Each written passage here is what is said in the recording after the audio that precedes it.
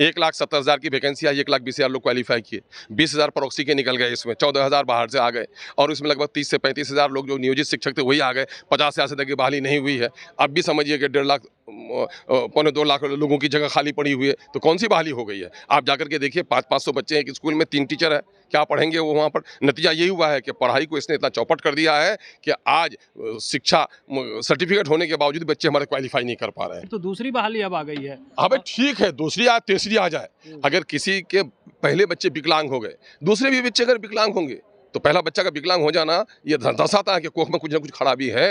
आंगनबाड़ी की सेविका और सहायिका जो अपनी जायज मांग के लिए आई है, 4 घंटे का एग्रीमेंट था काम करना उनको आंगनबाड़ी केंद्र पर, 12 घंटा उनको काम दिया जा रहा है, ब्लॉक दोहराया जा रहा है, हॉस्पिटल दोहराया जा रहा है, इलेक्शन में ड्यूटी दिया जा रहा है। आज उनकी तनख्वाह प्राइमरी शिक्षक के बराबर होनी चाहिए और जब आई है अपने मांग के लिए तो उनके साथ सम्मानजनक बात होनी चाहिए थी। उल्टे उनको डंडा मारा जा रहा है, उनको लाठी मारी जा रही है, उनको उन पर पानी छिड़का जा रहा है। बिहार विधानमंडल शीतकालीन सत्र का आज दूसरा दिन था और दूसरे दिन भी हंगामे का भेंट चाहे। इस पे बात करने के लिए हमारे साथ AIMIM के विधायक हैं अख्तरुल इमान। कैसे देख रहे हैं जिस तरह से जो है हंगामा रहा, जो जनता की बात को वहाँ रखना चाहिए वो बात को नहीं रखा। लोकतंत्र के लिए ये दुख की बात है कि आम जनता के पैसों से जो सदन चलता है उसमें लोक समस्याओं का हल न हो सके। विपक्ष का काम हंगामा करना और सरकार का काम रस्म निभाने के लायक रह गया है। मुद्दे मुंह खोले खड़े हैं, शिक्षकों के मसले हैं, लाइब्रेरियन के मसले हैं, हाई स्कूलों में टीचरों की कमी है, अरे भाई किसने कहा 2.25 लाख से ज़्यादा वैकेंसी है। 1,70,000 की वैकेंसी आई, 1,20,000 लोग क्वालिफाई किए, 20,000 प्रॉक्सी के निकल गए, इसमें 14,000 बाहर से आ गए और इसमें लगभग 30 से 35,000 लोग जो नियोजित शिक्षक थे वही आ गए। 50,000 से तक की बहाली नहीं हुई है।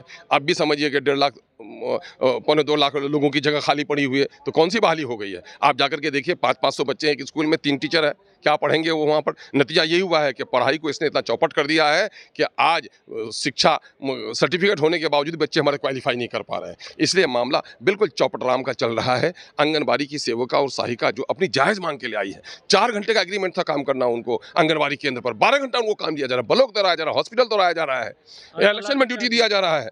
आज उनकी तनख्वाह प्राइमरी शिक्षक के बराबर होनी चाहिए। ब्लॉक की दूरी है, स्कूल के टीचर स्कूल जाते हैं लेकिन उनको ब्लॉक कभी हॉस्पिटल जाना पड़ रहा है, उनके पति उनके साथ जा रहे हैं, इनको मेहनत करनी पड़े, बच्चे को छोड़कर, अपने परिवार को छोड़कर, ये भविष्य में के साथ मेरी तनख्वाह बढ़ेगी, इनका भविष्य चौपट कर दिया इन लोगों ने। और जब आई है अपने मांग के लिए तो उनके साथ सम्मानजनक बात होनी चाहिए थी। उल्टे उनको डंडा मारा जा रहा है, उनको लाठी मारी जा रही है, उनको उन पर पानी छिड़का जा रहा है, ये निंदनीय है। उनकी तनख्वाह बढ़नी चाहिए।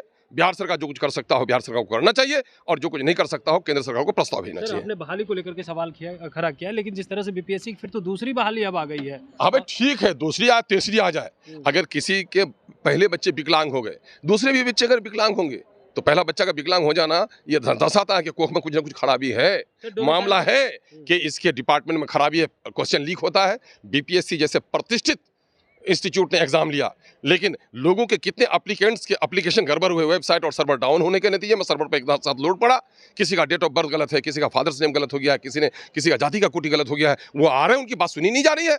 वो लड़के क्वालिफाइड है, उसके बावजूद भी उनको नहीं लिया जा रहा है। उर्दू में 20,000 से ज्यादा की वैकेंसी निकाली, 10,000 बच्चे बहाल हुए, 10,000 की सीट अब तक क्यों खाली रह गई है? ये तमाशा कर रहे हैं। सर एक आखिरी सवाल रहेगा, डोमिसाइल को लेकर के सवाल खड़ा कर रहे हैं और CM नीतीश कुमार ने साफ तौर पे कहा कि डोमिसाइल नीति लागू नहीं करेंगे। भाई यूपी वालों ने तो किया है, अभी इनको लेना चाहिए, क्योंकि बिहार में ज़्यादा रोजगार है। देश तो सबका है, देश को सब जगह जाने की आज़ादी है, लेकिन प्राइमरी सेक्टर में एजुकेशन पढ़ाने में, वहाँ के भौगोलिक स्थिति को जानने में, वहाँ के सामाजिक स्थिति को जानने में जो लोकल टीचर होते हैं वो ज़्यादा बेहतर होते हैं। इसलिए डोमिसाइल लागू होना चाहिए। बात को रखें आप? बिल्कुल यकीन रखता हूँ, रखा था, रखूंगा। चलिए, आपने सुना, हमारे साथ थे AIMIM के विधायक अख्तरुल इमान, जिन्होंने साफ तौर पे कहा है कि जो BPSC का मुद्दा है, डोमिसाइल का मुद्दा है, वो उसको हमने सदन में रखने का काम किया है और रखेंगे भी।